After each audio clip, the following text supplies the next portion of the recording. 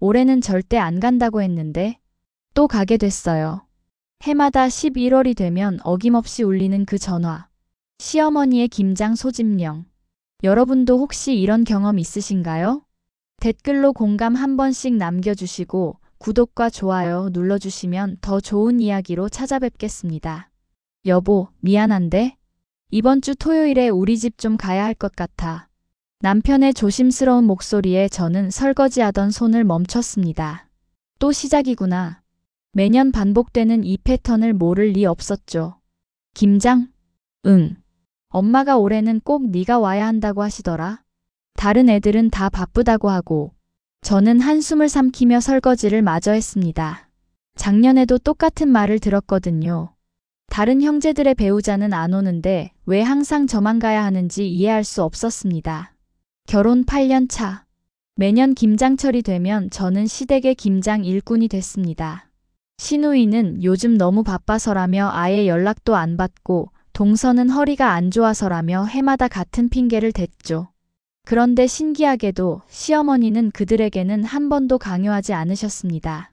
유독 저에게만 내가 와야 맛이 난다. 내 손맛이 제일 좋다며 은근슬쩍 압박하셨죠. 사실 처음에는 그 말이 좋게 들렸습니다. 제 요리 실력을 인정받는 것 같아서 뿌듯하기도 했고요. 하지만 시간이 지나면서 그게 칭찬이 아니라 노동력 확보를 위한 말장난이었다는 걸 깨달았습니다. 작년 김장 때를 떠올려 보면 저는 새벽 6시에 일어나 시댁으로 향했습니다. 왕복 2시간 거리를 운전해서 도착하니 이미 8시. 그런데 시어머니는 제가 늦었다며 째려보시더라고요. 아이고 이제 오니? 배추가 다 숨 죽는다. 사과도 없이 바로 일 시작. 배추 절이고 양념 만들고 버무리고 포장하고 점심시간도 제대로 없이 오후 5시까지 쉬지 않고 일했습니다. 그날 저는 김장 100포기를 담갔어요. 근데 그 중에서 제가 가져온 건 딱 10포기였죠. 나머지는 다 어디 가는 거예요? 제가 조심스럽게 물었을 때 시어머니는 당연하다는 듯 대답하셨습니다. 이건 시동생네 주고, 이건 시누이네 주고, 이건 친정 동생들 줘야지. 네가 10포기나 가져가면 많은 거야. 그날 저는 허탈했습니다. 제 노동력으로 만든 김치가 저희 집에는 10포기밖에 안 오는데 손가락 하나 까딱 안 한 사람들에게는 20포기씩 돌아간다는 게 말이 되나요? 그래서 올해는 정말 안 가려고 했습니다. 남편에게도 분명히 말했죠. 올해는 절대 안 가. 아프다고 해. 그런데 남편은 제발 한 번만 더 가자며 거의 애원했습니다. 엄마가 올해 안 오면 정말 섭섭하게 생각하신대. 제발 부탁이야. 결국 저는 또 굴복하고 말았습니다. 남편의 간절한 표정을 보니 차마 거절할 수가 없더라고요. 지금 생각하면 그때 단호하게 거절했어야 했는데 말이죠. 토요일 아침 저는 김장용 앞치마와 고무장갑을 챙겨 시댁으로 향했습니다. 차 안에서도 계속 한숨만 나왔어요. 왜 이렇게 발걸음이 무거운지. 시댁에 도착하니 이미 배추가 절여져 있었고 시어머니는 거실에서 TV를 보고 계셨습니다. 인사를 드렸지만 돌아온 건 시큰둥한 눈빛뿐이었죠. 왔어?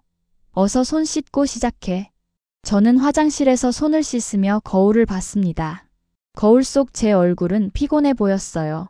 34살, 아직 젊다고 하기엔 눈가에 주름이 생기기 시작했고 입꼬리는 항상 아래로 처져 있었습니다. 그래, 오늘만 참자. 오늘만 넘기면 1년은 안 봐도 되니까. 그렇게 마음을 다잡고 김장 작업을 시작했습니다.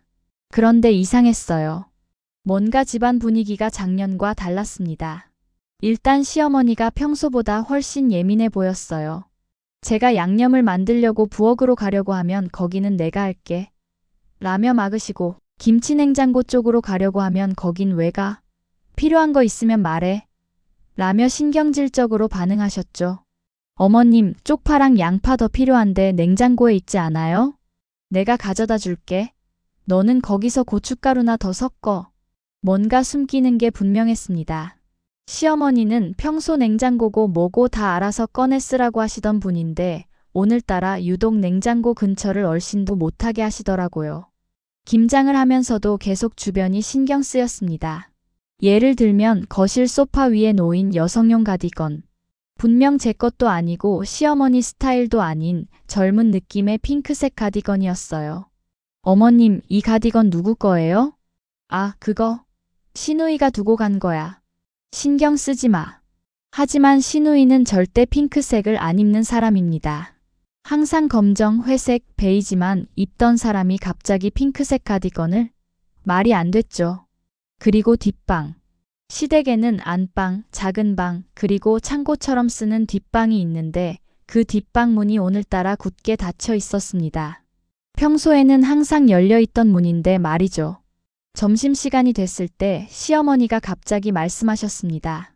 점심은 여기서 먹지 말고 나가서 사 먹어. 내가 돈 줄게. 네. 제가 뭐 해드릴까요? 간단하게 국이라도 끓이면. 아니야. 오늘은 그냥 나가서 먹어. 김장하느라 고생했으니까 맛있는 거 사 먹으라고. 이것도 이상했습니다. 시어머니는 절대 돈 안 쓰는 걸로 유명한 분이거든요.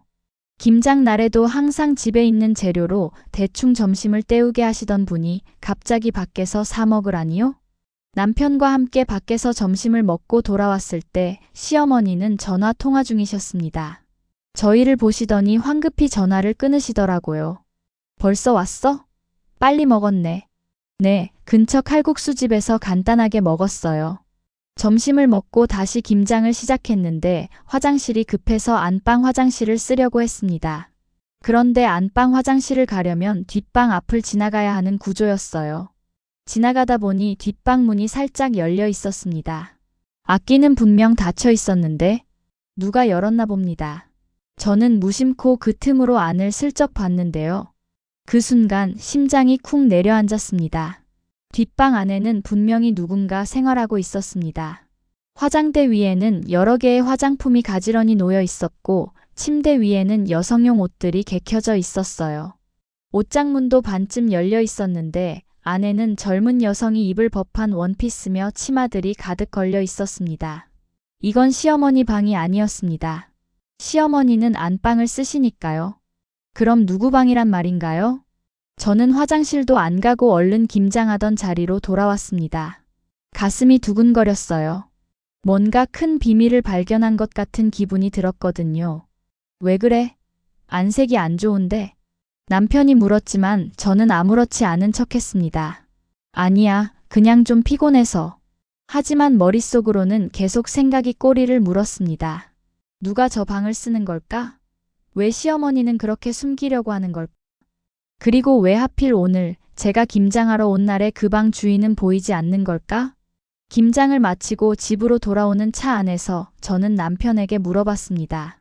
여보, 시댁에 누가 같이 살아? 응. 무슨 소리야? 엄마 혼자 사시잖아. 아니, 뒷방에 누가 쓰는 것 같던데. 남편의 표정이 순간 굳어지는 게 보였습니다. 하지만 금방 태연한 척하며 대답했죠. 아, 그거. 시누이가 가끔 와서 자고 가거든. 남편이랑 싸우면 우리 집에 와서 자고 그래. 그렇구나. 하지만 뭔가 석연치 않았습니다. 시누이가 남편이랑 싸워서 친정에 온다. 그럼 왜 제가 올 때마다 한 번도 마주친 적이 없는 걸까요? 게다가 화장대 위의 화장품들은 시누이가 쓰는 브랜드도 아니었어요. 집에 도착해서도 그 생각뿐이었습니다.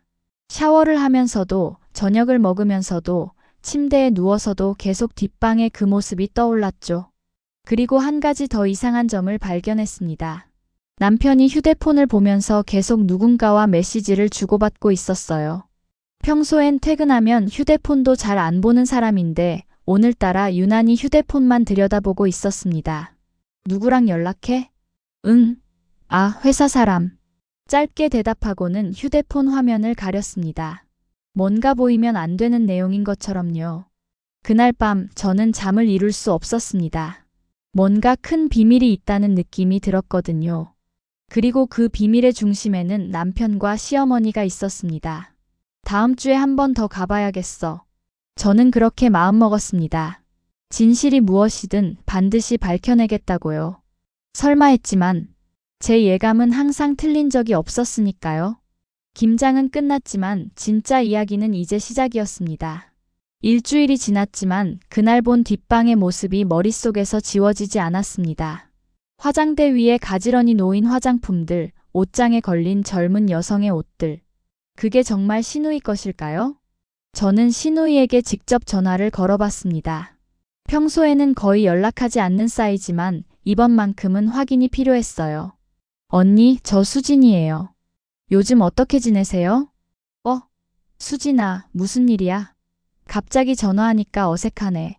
시누이의 목소리는 평소처럼 차갑고 무뚝뚝했습니다. 저는 최대한 자연스럽게 물어봤어요.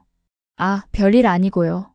지난주에 시댁 갔다 왔는데 언니 요즘 친정에 자주 오세요? 친정? 나 바빠 죽겠는데 무슨 친정을 가? 왜? 아니에요. 뒷방에 언니 물건들이 있길래. 뒷방? 내 물건? 무슨 소리야? 나 거기 1년에 한 번 갈까 말까 한데. 전화를 끊고 나서 확신이 들었습니다. 그 방은 시누이 방이 아니었어요. 그럼 대체 누구란 말인가요? 시어머니가 누군가를 숨기고 있는 게 분명했습니다. 다음 날 저는 시어머니께 전화를 드렸습니다. 김장 담근 김치가 맛있었다며 감사 인사를 하는 척하면서 슬쩍 물어봤죠. 어머님, 혹시 시댁에 누가 함께 지내세요? 시어머니의 대답은 예상대로 짧고 단호했습니다. 무슨 소리야? 나 혼자 사는데? 왜 그런 걸 물어? 아니에요. 그냥 뒷방에 짐이 좀 있길래. 아, 그거? 동네 아는 언니가 집 수리한다고 잠깐 짐 맡긴 거야. 신경 쓰지 마. 동네 아는 언니? 그럼 왜 화장대까지 차려놓고 옷장에 옷까지 걸어놓은 걸까요? 짐을 맡긴 것 치고는 너무 생활감이 느껴졌거든요. 저는 그날부터 시댁을 감시하기로 마음먹었습니다. 진실을 밝혀내기 위해서라면 뭐든 해야 했어요. 마침 시댁에는 현관과 거실에 CCTV가 설치되어 있었습니다. 남편이 혼자 계신 시어머니 걱정된다며 몇 년 전에 달아드린 건데 그 앱 접속 정보를 저도 알고 있었죠. 밤늦게 남편이 잠든 후에 저는 조용히 거실로 나와 핸드폰으로 시댁 CCTV 앱에 접속했습니다. 손이 떨렸어요.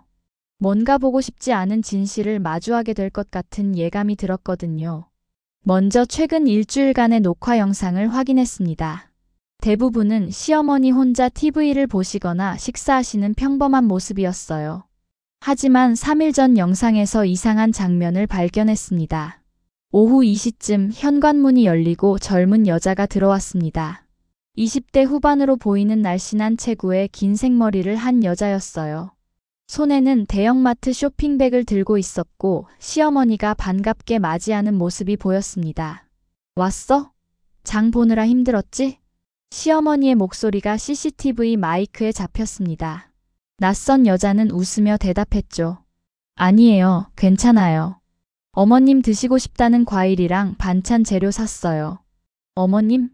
저 여자가 시어머니를 어머님이라고 불렀습니다. 그럼 누구죠? 남편이 친척? 아니면 심장이 빠르게 뛰기 시작했습니다. 저는 계속해서 영상을 돌려봤어요. 그 여자는 자연스럽게 부엌으로 들어가 장 본 물건을 정리했고 시어머니와 함께 차를 마시며 담소를 나눴습니다. 마치 오랫동안 함께 살아온 사람처럼 편안한 모습이었어요. 그리고 충격적인 장면이 나왔습니다. 저녁 6시쯤 현관문이 다시 열리고 남편이 들어왔습니다. 그런데 이상했어요. 그날 남편은 회식이 있다며 밤늦게 들어왔거든요.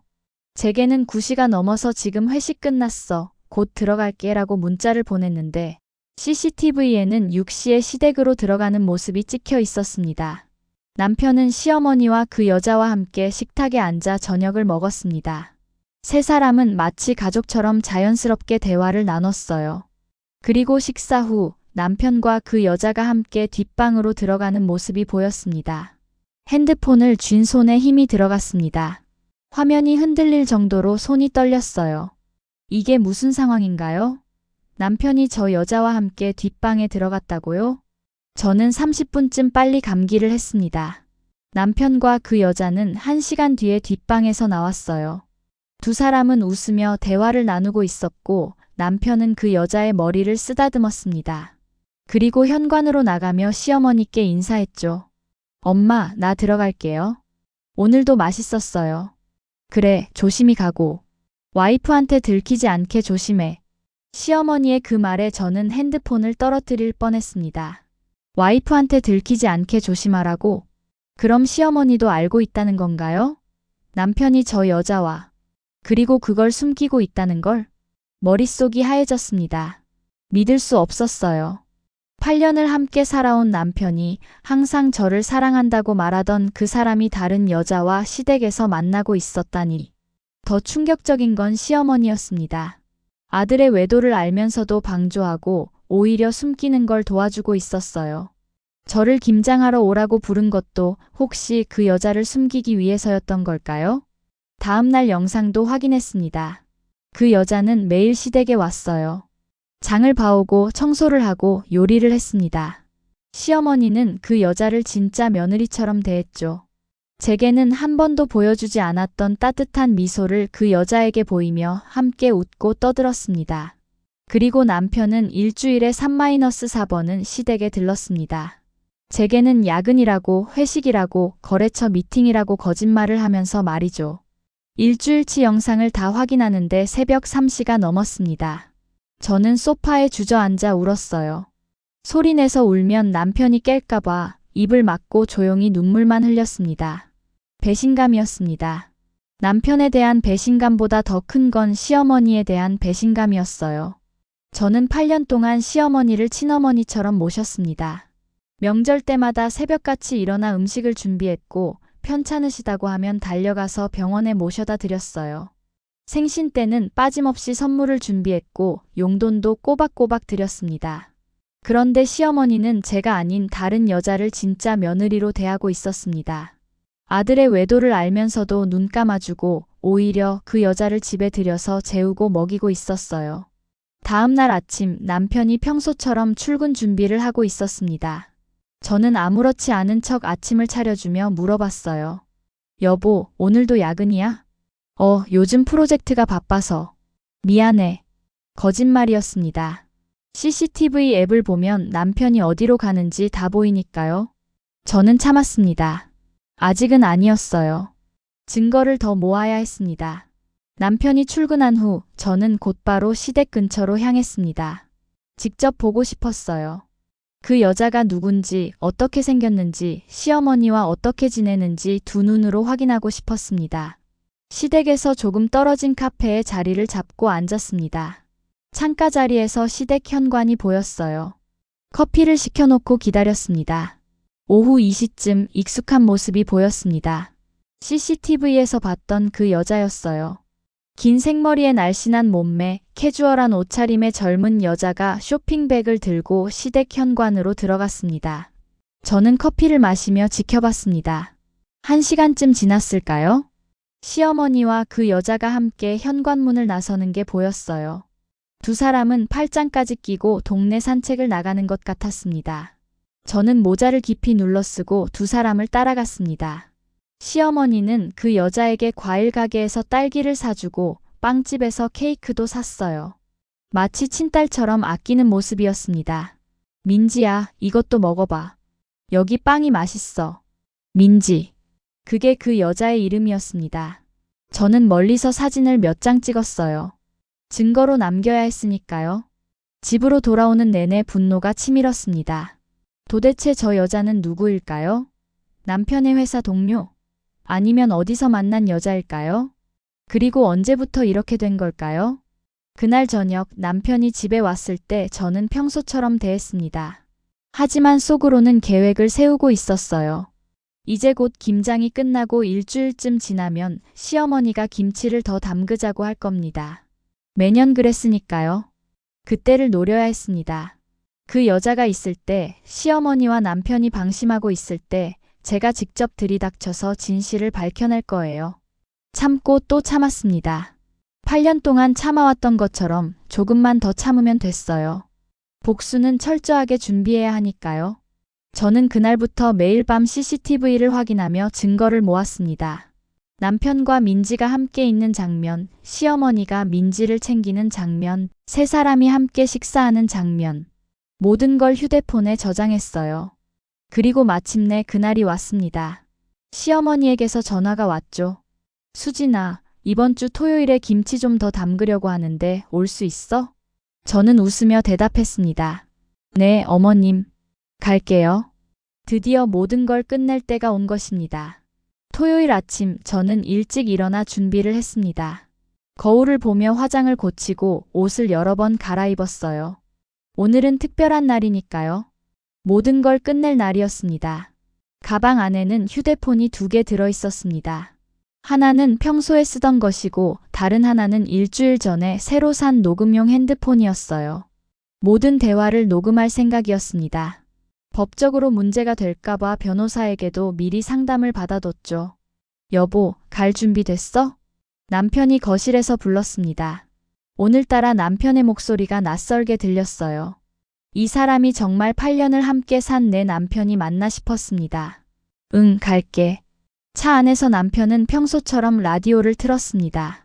경쾌한 음악이 흘러나왔지만 제 귀에는 하나도 들리지 않았어요. 머릿속으로는 계속 오늘 할 말들을 정리하고 있었습니다. 시댁에 도착하니 현관문이 열려 있었습니다. 안으로 들어서는데 시어머니가 부엌에서 뭔가를 준비하고 계셨어요. 왔어? 어서 와. 오늘은 깍두기를 좀 담그려고 해. 네, 어머님. 저는 평소처럼 인사를 드리고 부엌으로 향했습니다. 그런데 이상했어요. 뒷방 문이 살짝 열려 있었고 안에서 작은 소리가 들렸습니다. 누군가 있다는 뜻이었죠. 어머님, 혹시 오늘 다른 분도 오세요? 응. 아니, 왜? 시어머니는 당황한 표정으로 저를 쳐다봤습니다.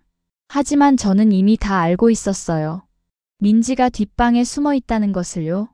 김장 준비를 시작했습니다. 물을 썰고 양념을 만들고 평소처럼 일했어요. 하지만 계속 뒷방 쪽이 신경 쓰였습니다. 가끔씩 작은 소리가 들렸거든요. 1시간쯤 지났을까요? 남편이 화장실에 간다며 일어났습니다. 그런데 화장실이 아니라 뒷방 쪽으로 가는 게 보였어요. 문을 살짝 열고 들어가더니 안에서 누군가와 속삭이는 소리가 들렸습니다. 조금만 참아. 금방 끝날 거야. 남편의 목소리였습니다. 그리고 여자의 목소리가 들렸죠. 알겠어요. 근데 언제까지 이렇게 숨어 있어야 해요? 곧 정리할게. 조금만 기다려줘. 저는 주방 칼을 쥔 손에 힘이 들어갔습니다. 분노가 치밀어 올랐어요. 저 사람들이 지금 제 앞에서 이렇게 뻔뻔하게 참았습니다. 아직은 아니에요. 완벽한 타이밍을 기다려야 했습니다. 점심시간이 됐을 때 시어머니가 또 밖에서 먹고 오라고 하셨습니다. 하지만 저는 준비해온 말을 꺼냈어요. 어머님, 오늘은 제가 점심 준비할게요. 집에 있는 재료로 뭐라도 만들어 드릴게요. 아니야, 괜찮아. 밖에서 먹고 와. 아니에요. 제가 하고 싶어요. 어머님한테 늘 신세만 지는 것 같아서요. 시어머니는 난처한 표정을 지었습니다. 당연했죠. 뒷방에 민지가 숨어 있는데 제가 집에 있으면 곤란할 테니까요. 정말 괜찮아. 너 힘들잖아. 아니에요. 금방 할게요. 저는 냉장고로 향했습니다. 시어머니가 황급히 말렸지만 이미 늦었어요. 냉장고 문을 열자 놀라운 광경이 펼쳐졌습니다. 냉장고 안에는 일반적인 반찬이 아니라 젊은 사람들이 좋아할 만한 음식들이 가득했어요. 케이크, 딸기, 와인, 치즈, 샐러드. 시어머니가 평소 절대 드시지 않는 음식들이었습니다. 어머님, 이거 다 누가 먹는 거예요? 그거. 내가 요즘 입맛이 변해서. 거짓말이었습니다. 시어머니는 평생 된장찌개와 김치찌개만 드시던 분이에요. 와인이라니요? 저는 냉장고 문을 닫고 시어머니를 똑바로 쳐다봤습니다. 어머님, 뒷방에 누가 있죠? 순간 집안이 조용해졌습니다. 시어머니의 얼굴이 하얗게 질렸고 남편은 당황한 표정으로 저를 봤어요. 무슨 소리야? 아무도 없는데? 어머님, 제가 바보인 줄 아세요? 다 알아요. 뒷방에 여자 숨겨놓은 거. 시어머니가 버럭 소리쳤습니다. 네가 뭘 안다고 그래. 여긴 내 집이야. 그래요, 어머님 집이죠. 그래서 아들 바람 피우는 것도 집에서 시켜주시는 거예요? 남편이 끼어들었습니다. 수진아, 오해야. 진짜 아무것도 아니야. 오해? 그럼 지금 당장 뒷방 문 열어봐요. 정말 아무도 없으면 제가 사과할게요. 남편과 시어머니는 서로를 쳐다봤습니다. 둘 다 말을 잇지 못했어요. 저는 직접 뒷방으로 향했습니다. 야, 거기 가지 마. 시어머니가 제 팔을 잡았지만 저는 뿌리쳤습니다. 그리고 뒷방문을 활짝 열었어요. 침대에 여자가 앉아 있었습니다. CCTV에서 봤던 그 여자 민지였어요. 그녀는 놀란 표정으로 저를 쳐다봤습니다. 누구세요? 누구긴요. 저 사람 와이프예요. 저는 남편을 가리켰습니다. 민지의 얼굴이 창백해졌어요. 네. 와이프? 무슨 소리예요? 재미있었습니다. 이 여자는 남편이 결혼한 줄도 모르고 사귀었나 봐요. 아니면 알면서도 모른 척하는 걸까요? 저는 가방에서 준비해온 서류를 꺼냈습니다. 남편과의 결혼증명서, 그리고 일주일 동안 수집한 CCTV 캡처 사진들이었어요. 이게 뭔지 알아요? 이 사람이랑 저랑 결혼한 지 8년 됐어요. 그동안 이 사람은 당신한테 뭐라고 했는지 모르겠지만 저한텐 매일 밤 사랑한다고 했어요. 민지는 사진들을 보더니 남편을 쳐다봤습니다. 오빠, 이게 무슨 소리예요? 오빠 결혼 안 했다고 했잖아요. 민지야, 아니야. 설명할게. 설명은 무슨 설명? 저 여자가 누구예요? 민지가 소리쳤습니다. 저는 피식 웃었어요. 이 상황이 너무 웃겼거든요. 남편이 저희 둘 다를 속였다는 게. 그런데 더 놀라운 건 시어머니의 반응이었습니다. 민지야, 진정해. 우리 아들이 결혼은 했지만 그건 어쩔 수 없었던 거야. 너를 만나기 전이었잖아. 어머님까지 알고 계셨어요? 민지의 목소리가 떨렸습니다. 시어머니는 민지를 다독이며 말했죠. 그래. 하지만 우리 아들 진심은 너한테 있어. 곧 이혼할 거야. 조금만 기다려. 저는 귀를 의심했습니다. 시어머니가 지금 뭐라고 한 거죠? 아들이 진심은 저 여자한테 있다고? 조금만 기다리면 이혼한다고? 어머님, 지금 무슨 말씀을 하시는 거예요? 시어머니가 저를 쏘아봤습니다. 수진아, 미안하지만 너랑 우리 아들은 안 맞아. 8년 동안 살아봤는데 아이도 없잖아. 그게 제 잘못이라고요? 남편이 검사 받는 걸 거부했는데? 어쨌든 안 맞는 거야. 민지는 우리 아들을 진심으로 사랑해. 그리고 젊고 건강해서 아이도 낳을 수 있어. 저는 너무 어이가 없어서 웃음이 나왔습니다. 8년을 며느리로 살면서 온갖 굳은 일 다 하고 시어머니 병원 모시고 다니고 명절마다 음식 해드리고 그렇게 했는데 결국 제 가치는 아이를 낳을 수 없다는 거였나요? 그래서요? 저랑 이혼하고 저 여자랑 재혼하시게요? 남편이 고개를 숙였습니다. 미안해, 수진아. 나도 어쩔 수 없었어. 어쩔 수 없었다고? 8년 동안 저한테 거짓말하면서 다른 여자 만난 게 어쩔 수 없었다고? 나도 힘들었어. 매일 너 눈치 보면서 사는 게. 남편이 소리쳤습니다. 그 말에 저는 할 말을 잃었어요. 제 눈치를 봤다고요? 제가 언제 눈치를 줬나요? 오히려 저는 늘 남편 비위를 맞추며 살았는데. 민지가 조심스럽게 말했습니다. 저는 오빠가 정말 혼자인 줄 알았어요. 이런 상황인 줄 몰랐고. 그래서 어쩌라고요? 미안하다고 하면 다예요? 저도 피해자예요. 저도 속은 거라고요. 민지도 울먹이기 시작했습니다. 이 상황이 점점 더 막장 드라마처럼 변해가고 있었어요. 그때 현관문이 열리고 누군가 들어왔습니다. 옆집 이웃이었어요. 시댁 옆집에 사시는 김 여사님이었습니다. 어머, 무슨 일이야? 밖에서 소리가 다 들리던데? 김 여사님은 뒷방 안의 상황을 보고는 눈이 휘둥그레졌습니다. 이게 무슨 일이야? 수진아, 무슨 일 있어? 저는 김 여사님을 보고 갑자기 궁금해졌습니다. 여사님, 혹시 이 여자 본 적 있으세요? 김 여사님은 민지를 쳐다보더니 고개를 끄덕였어요. 응, 자주 봤지. 2달 전부터 여기 드나들던데. 나는 친척인 줄 알았어. 2달. 생각보다 짧은 기간이었습니다. 하지만 그 2달 동안 남편과 시어머니가 저를 얼마나 철저하게 속였는지 생각하니 섬뜩했어요. 여사님, 증인이 돼주실 수 있으세요? 나중에 법정에서 이 여자가 여기 드나든 걸 증언해 주실 수 있어요? 법정? 수진아, 설마 이혼하려고? 네, 당연히 이혼할 거예요. 시어머니가 비웃었습니다. 이혼? 좋아. 그럼 위자료는 기대하지 마. 네가 아이도 못 낳았는데 무슨 위자료를 받아? 저는 가방에서 또 다른 서류를 꺼냈습니다. 일주일 전에 병원에서 받은 검사 결과지였어요. 어머님, 이거 보세요. 제 검사 결과예요. 저는 임신에 아무 문제 없어요. 문제는 남편이에요. 남편이 검사받기 싫다고 거부한 거예요. 서류를 내밀자 시어머니의 얼굴이 일그러졌습니다. 거짓말. 거짓말이 아니에요. 병원에 확인해 보세요. 그리고 이 모든 증거 가지고 법정 갈 거예요. CCTV 영상도 다 저장해 뒀어요. 남편이 창백한 얼굴로 저를 쳐다봤습니다. 수진아, 정말 이렇게 끝낼 거야?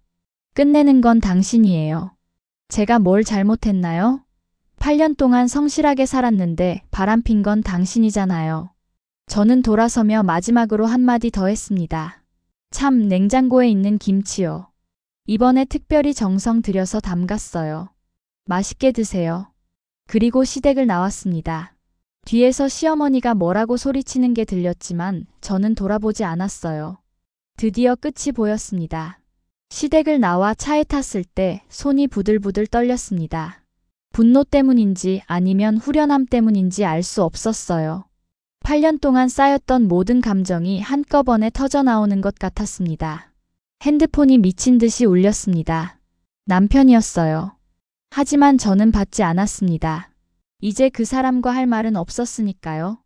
대신 미리 연락해둔 변호사에게 전화를 걸었습니다. 변호사님, 저예요. 증거 다 확보했어요. 이제 진행하면 될까요? 네, 보내주신 CCTV 영상이랑 사진들 확인했습니다. 이 정도면 유책 배우자 인정받는데 문제 없을 것 같아요. 위자료도 충분히 청구할 수 있고요. 그럼 빨리 진행해 주세요. 더 이상 그 사람들이랑 같은 공간에 있고 싶지 않아요. 전화를 끊고 집으로 향했습니다. 아니, 이제는 제 집이라고 부를 수도 없겠네요. 곧 정리해야 할 공간일 뿐이었습니다.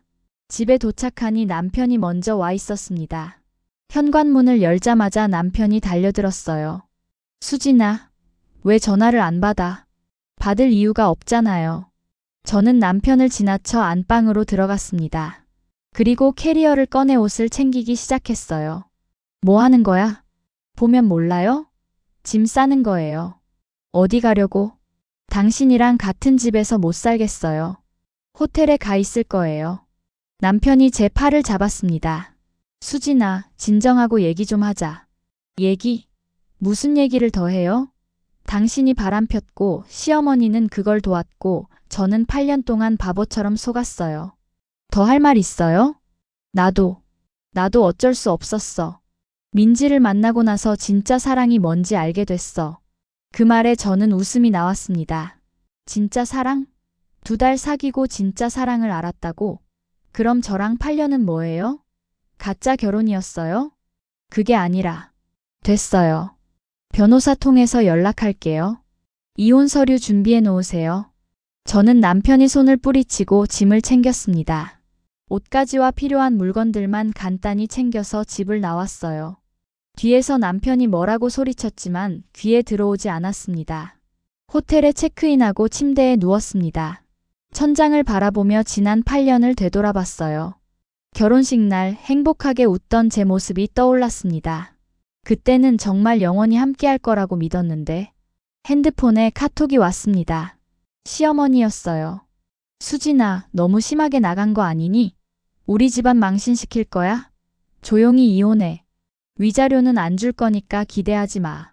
저는 답장을 보냈습니다. 어머님, 법정에서 뵙죠. 그때 누가 더 망신당하는지 보시면 됩니다. 그날 밤 저는 CCTV 영상을 다시 한번 확인했습니다. 남편과 민지가 함께 있는 장면, 시어머니가 민지를 챙기는 장면. 모든 증거를 USB에 저장했어요.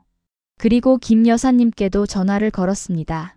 여사님, 오늘은 증인이 돼달라고 했는데 괜찮으세요? 물론이지. 수진아, 너 정말 불쌍했어.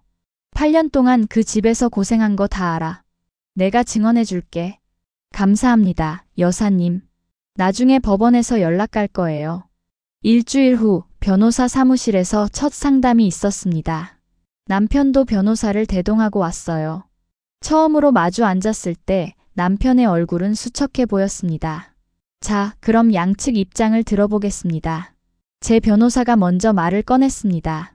의뢰인은 배우자의 부정행위로 인해 혼인관계가 파탄났다고 주장합니다. 증거로는 CCTV 영상, 목격자 증언, 그리고 내연녀가 시댁에 거주했다는 사실이 있습니다. 남편 측 변호사가 반박했습니다. 하지만 의뢰인의 배우자는 8년간 임신을 하지 못했고 이는 정상적인 부부관계를 유지하지 못한 것으로 볼 수 있습니다. 그건 남편 측의 문제입니다. 여기 의료 기록이 있습니다. 제 변호사가 병원 검사 결과지를 내밀었어요. 남편이 얼굴이 하얗게 질렸습니다. 이 자료에 따르면 의뢰인은 임신에 아무 문제가 없습니다. 오히려 배우자 측이 검사를 거부했다는 기록이 있네요. 그건. 남편 측 변호사가 말문이 막혔습니다. 상담은 1시간 넘게 이어졌고 결국 재판으로 가기로 결론이 났어요.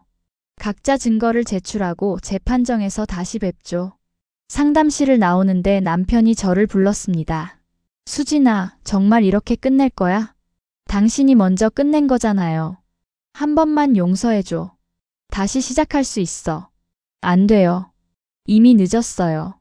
저는 돌아서서 걸어갔습니다. 뒤에서 남편이 뭐라고 소리쳤지만 듣지 않았어요. 며칠 후 시어머니에게서 전화가 왔습니다. 수진아, 우리 한번 만나서 얘기하자. 할 말 없는데요. 제발 부탁이야. 한 번만 만나자. 내가 잘못했어. 시어머니의 목소리가 떨리고 있었습니다. 저는 한참을 망설이다가 만나기로 했어요. 마지막으로 할 말이 있었으니까요. 약속 장소는 시댁 근처 카페였습니다. 시어머니는 이미 와 계셨어요. 예전보다 훨씬 초췌해 보였습니다. 앉아라. 무슨 일로 부르셨어요? 수진아, 내가 미안하다. 그때 내가 너무 심했어. 지금 와서 사과하시는 거예요? 응. 내가 잘못 생각했어. 민지가 우리 아들한테서 돈만 뜯어간 거였어. 그 여자 진심이 아니었어. 저는 피식 웃었습니다. 그래서요? 그게 저랑 무슨 상관이에요? 그러니까 다시 우리 아들이랑. 싫어요. 수진아. 어머님, 제가 그렇게 만만해 보여요? 8년 동안 저를 어떻게 대했는지 잊으셨어요? 김장 때마다 노동력으로 써먹고 명절 때마다 부려먹고 아이 못 낳는다고 무시하고 그러다가 이제 와서 다시 돌아오라고요? 그게 아니라. 됐어요. 재판정에서 뵙죠. 참, 그리고 김치 맛있게 드셨어요? 시어머니가 갑자기 표정이 굳었습니다. 그 김치. 너 뭐 한 거지? 저는 웃으며 대답했습니다. 아무것도 안 했어요. 그냥 소금을 좀 덜 넣었을 뿐이에요. 금방 식어서 못 드실 거예요. 8년 동안 제가 담근 김치로 살아오셨잖아요. 이제 그 맛을 영영 못 드시게 된 거예요.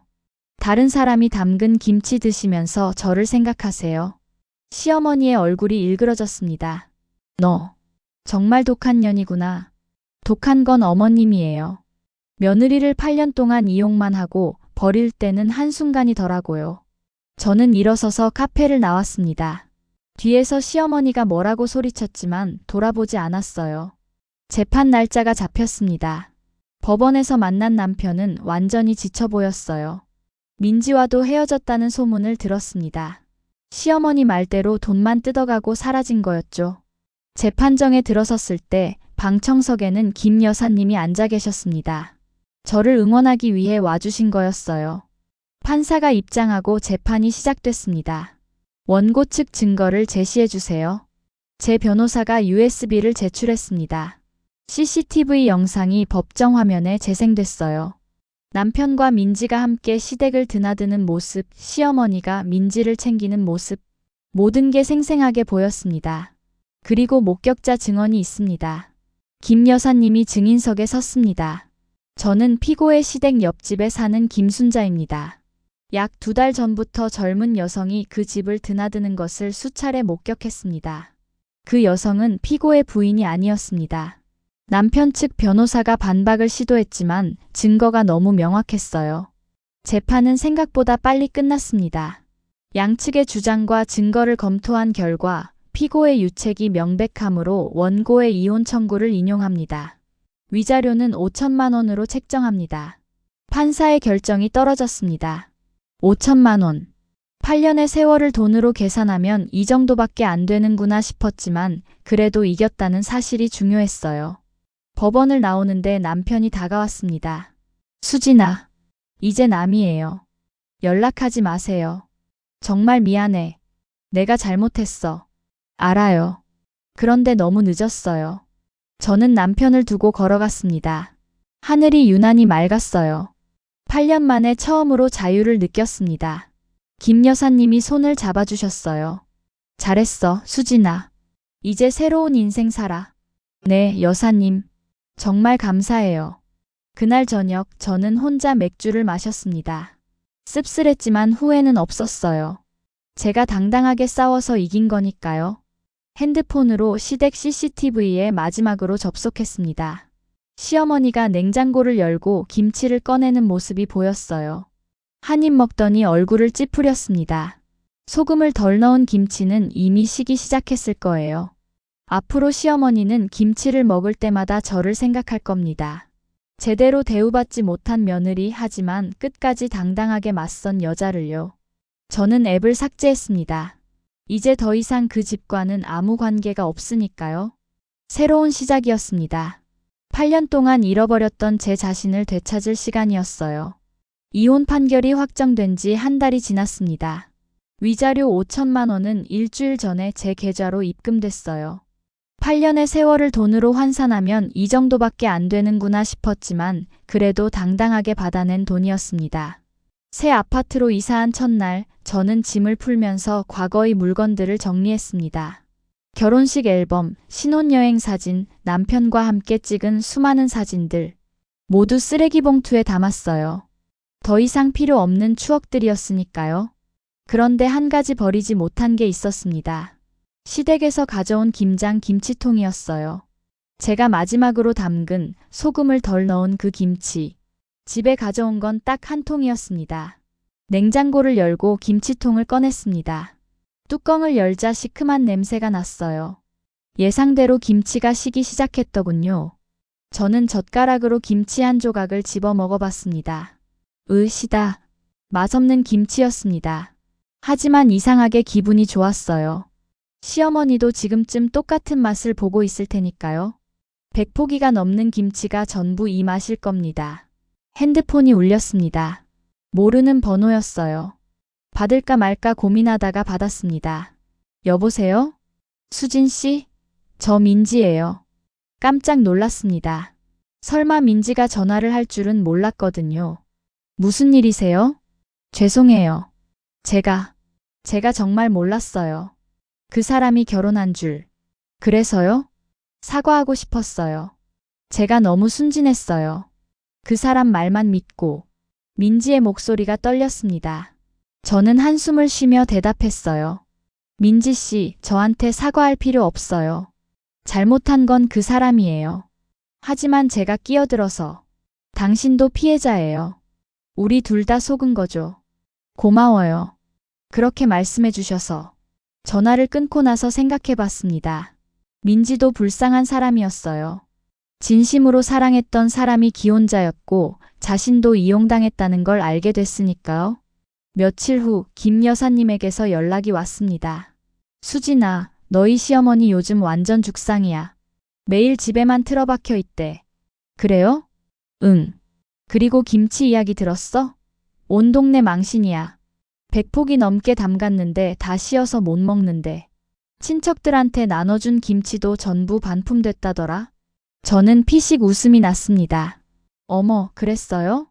제가 담글 때 뭔가 잘못됐나 봐요. 아니야, 네가 일부러 그런 거 다들 알아. 똑똑하더라, 너.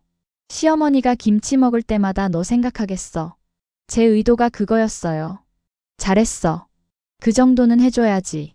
김 여사님과 통화를 마치고 저는 뭔가 개운한 기분이 들었습니다. 제 복수는 완벽했어요. 폭력적이지도 않고 불법도 아니었습니다. 단지 김치에 소금을 조금 덜 넣었을 뿐이죠. 하지만 그 작은 복수가 시어머니에게는 큰 타격이었을 겁니다. 평생 김치 맛으로 자부심을 가졌던 분인데 이제 온 동네에 맛없는 김치를 돌린 사람이 됐으니까요. 한 달 후 시누이에게서 연락이 왔습니다. 수진아, 나야. 언니, 무슨 일이세요? 우리 엄마가 많이 힘들어 하시더라. 네가 한번 와줄 수 없니? 싫어요. 저 이제 남이에요. 알아. 근데 엄마가 계속 너 얘기만 해. 김치 생각난다고, 수진이가 해준 음식 생각난다고. 그럼 언니가 해드리세요. 나는 요리 못하잖아. 제발 부탁이야. 저는 단호하게 거절했습니다. 안 돼요. 저 8년 동안 뭐였는지 아세요? 식모였어요. 명절 때마다 음식 만들고 김장 때마다 혼자 백포기 담그고 시어머니 편찮으시면 병원 모셔다 드리고 그러다가 아들이 바람 피우니까 저 대신 그 여자 편들더라고요. 그건 엄마가 잘못했어. 인정해. 인정한다고 다해요? 이미 늦었어요. 신우이는 한참을 말이 없다가 작게 말했습니다. 미안해, 수진아. 내가 너한테 더 잘해줄걸. 언니 잘못은 아니에요.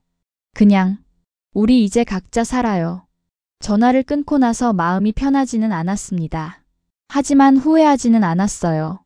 제가 돌아간다고 해서 달라질 건 없으니까요. 그로부터 3개월 후 저는 새 직장을 구했습니다. 작은 디자인 회사였는데 분위기가 좋았어요.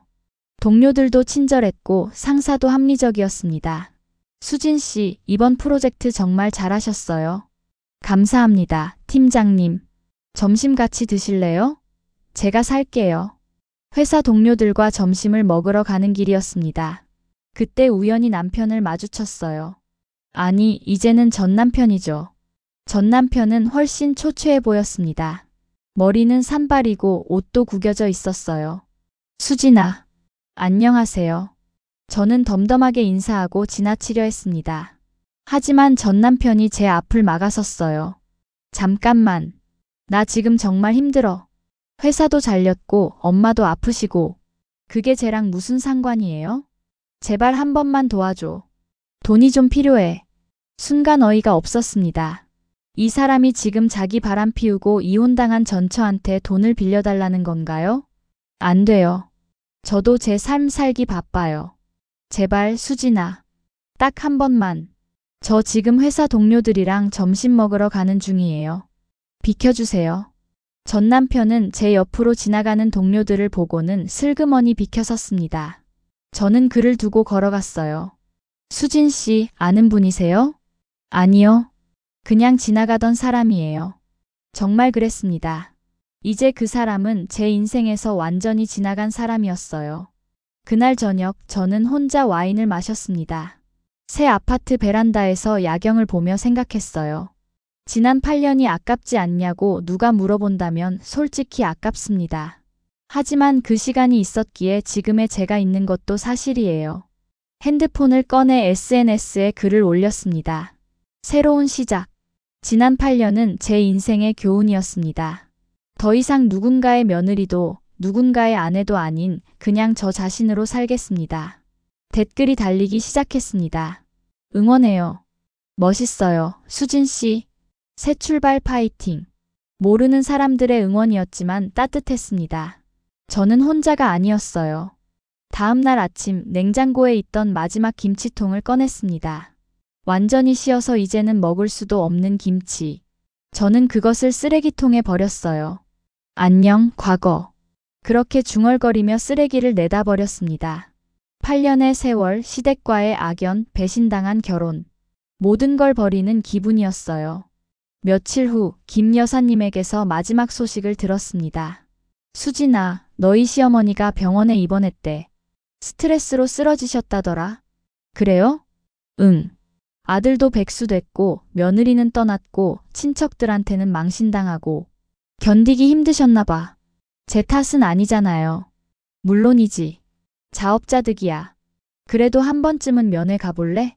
아니요. 저 이제 정말 끝이에요.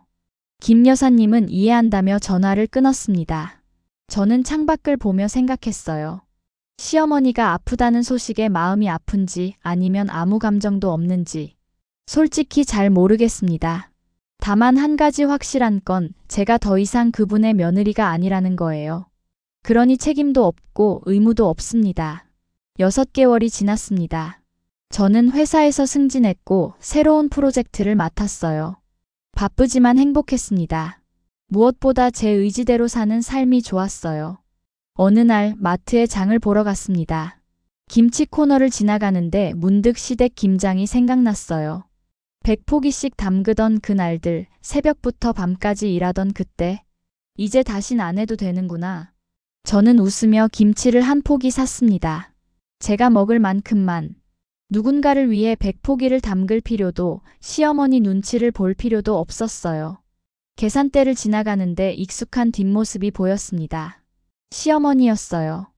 퇴원하신 모양이었습니다. 훨씬 야위고 늙어 보였어요. 시어머니도 저를 봤습니다.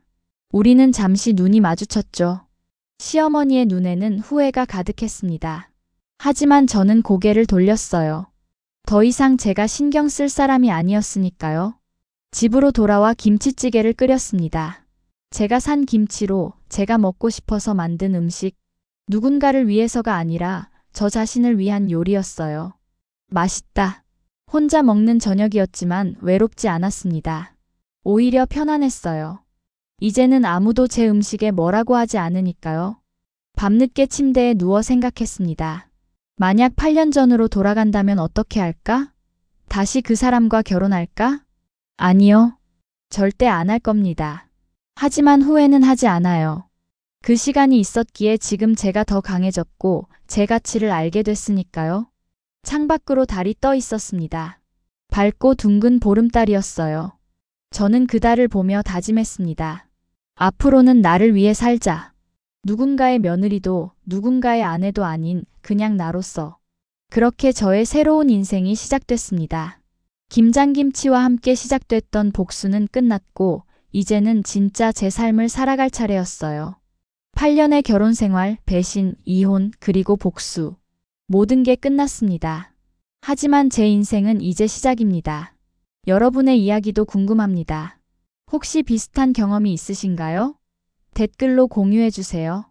그리고 이 이야기가 도움이 됐다면 구독과 좋아요 부탁드립니다. 여러분의 응원이 더 좋은 이야기를 만드는 힘이 됩니다. 다음에도 더 흥미진진한 이야기로 찾아뵙겠습니다. 감사합니다.